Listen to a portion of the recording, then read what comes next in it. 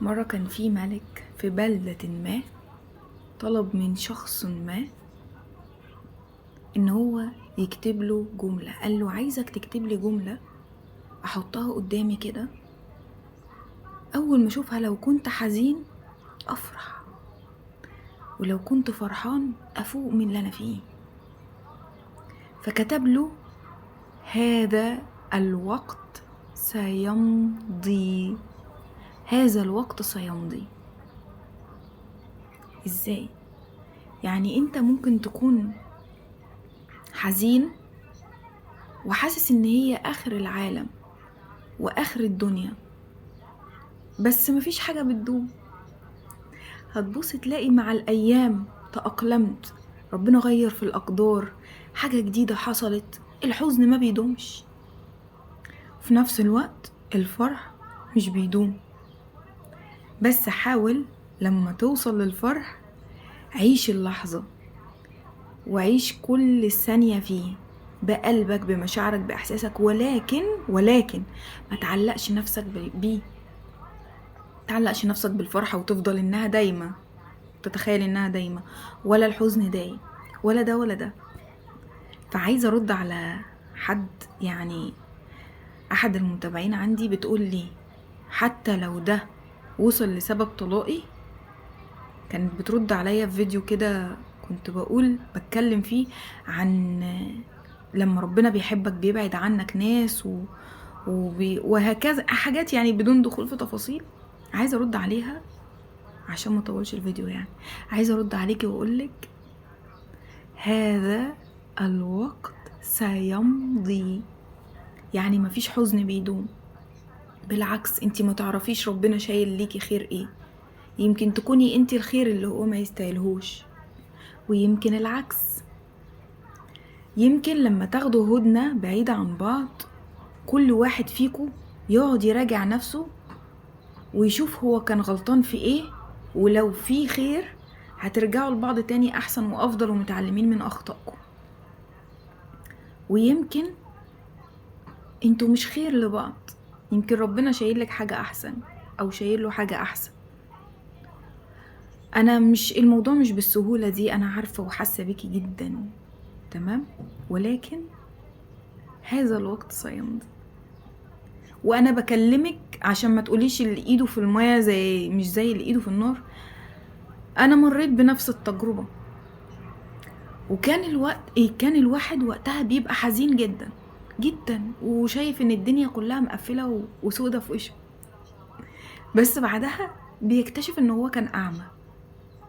وقتها تقعدي مع نفسك وتقعدي تفكري انت كنتي بتتنازلي عن حاجات كتير قوي في حياتك، كنتي بتيجي على نفسك كتير، ما كنتيش بتتقدري او ما كنتيش بتقدري.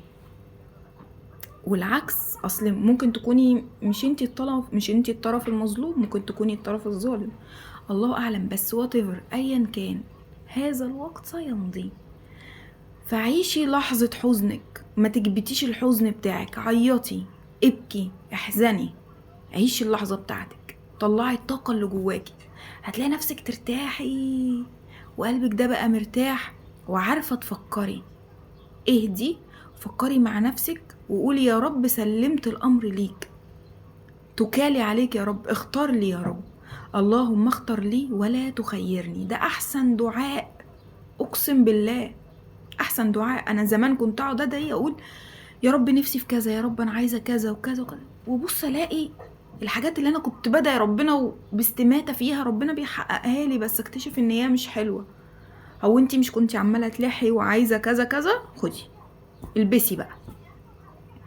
فربنا بيعلمنا دروس، مفيش حاجة ربنا بيعملها وحشة أبدا في البني آدم. يمكن درس يقويك عن الحياة، يعرفك انك ازاي تقدري نفسك، يعرفك انك ازاي تقدري الشخص اللي قدامك، سواء ظالمة او مظلومة، الله اعلم، انا معرفش، فاهمة؟ ولكن افتكري ان مفيش حاجة دايمة، ما دايم الا وجه الله. اعتبريه درس قوي، هيتعبك شوية وهيتعب نفسيتك، بس هتطلعي منه اقوى، ناضجة، فاهمة، عاقلة. حد تاني، بنوتة تانية كانت بتسألني بتقولي يعني انا اختار المال والاعمال والفلوس. انا قررت ان انا اختار الحاجات دي وابعد عن الناس عشان انا ماليش حظ فيهم. الدنيا مش كلها فلوس صدقيني، هفضل اقولها في كل فيديو وفي كل حاجة في الحياة. مش الفلوس مهمة، بس مش ده محور الحياة. انا عايزة اقولك حاجة، ايه الفايدة لما تكوني معاكي فلوس ومش محبوبة؟ ايه الفايدة لما تكوني شغالة وناجحة في حياتك بس بتأذي ناس، وناس شايلين منك وناس مأذيين منك؟ بصي للآخرة. طب انتي بتقولي مالكيش حظ في الناس، يمكن ربنا بيبعدهم عنك عشان شاف اللي بيحصل من ورا ظهرك انتي مش شايفاه. ربنا اختار لك الأحسن، ربنا بيبعد بيفلتر الناس من حواليكي. يمكن ربنا عايزك انتي ليه تدعيله وتقربيله اكتر وتفهمي ان الدنيا دي قد كده والله العظيم ولا تسوى اي حاجة فعلا. وهقولك برضو من واقع تجربتي ومن قلب الحدث، انا برضو كنت في يعني لحد من فترة قريبة، من حوالي 2-3 شهور مثلا، زعلانة ان ليه ماليش اصحاب، وليه ماليش وحاجات كتير قوي، ليه انا لوحدي.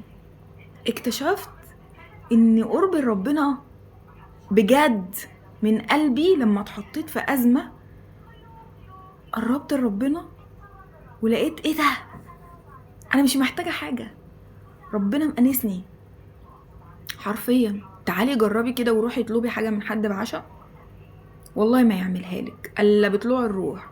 ولو عملها لك هتيجوا تختلفوا مع بعض في اي حاجة في يوم من الايام، هيذلك بيها ويقولك فاكرة ده انا عملتلك كذا وكذا. تعالي بقى اطلبي من ربنا، مش هيذلك. هتغلطي، هتذنبي، هتعملي، هتستغفري، هيغفرلك، هتطلبي، هيلبيلك. مفيش احسن من كده. طب هو انا هفضل طول عمري عايشة لوحدي؟ لا يا قلبي، كل حاجة بتيجي في ميعاد. بس الذكي اللي يستغل الوقت، والذكي اللي يحمد ربنا على ده، والذكي اللي يتعلم من الدرس. اتعلمي من اللي فات. هو ربنا بعد عني الناس دي ليه؟ انا غلطت وكنت بتنازل وكنت باجي على نفسي وكنت مش مقدرة نفسي وكنت لا اتعلم المرة الجاية في العلاقات الجاية، سواء مع اهل اصحاب احباب ايا كان، اقدر نفسي وما اجيش على نفسي. احترم الناس اللي حواليا، ليك مني كل الاحترام طول ما انت بتحترمني، ومع الف سلامة والقلب دعيلك لو انت ما قدرتنيش. انتي فاهمة الدنيا ماشية ازاي؟ فلازم نتعلم من الدروس في حاجات كده ما بين السطور، ربنا كده لازم يعني بينور بصيرتك ليها، بس الذكي اللي يفهم اللي ما بين السطور ده. فاعرفي ان مفيش حاجة دايما، لا هتفضلي طول عمرك لوحدك ولا هتفضلي طول عمرك مع ناس. بس الفكرة مين ناسك اللي يستحقوا ان انتي تعيشي معاهم ويستحقوا ان انتي تعيشي عشانهم، موجودين حلوين كويسين معاكي. خد قلبي، اديله عمرك، اديله حياتك، بس برضو بالعقل. ان انا ما اجيش على نفسي.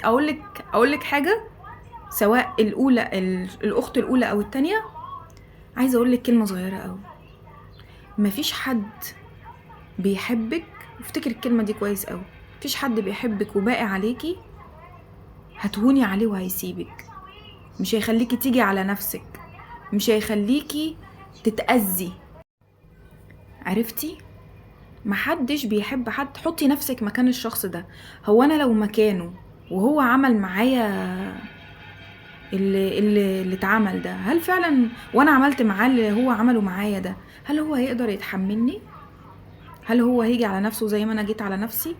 جاوبي على نفسك، ومن الجواب ده هتعرفي اذا كان الشخص ده يستحق ان هو يكون في حياتك ولا لا.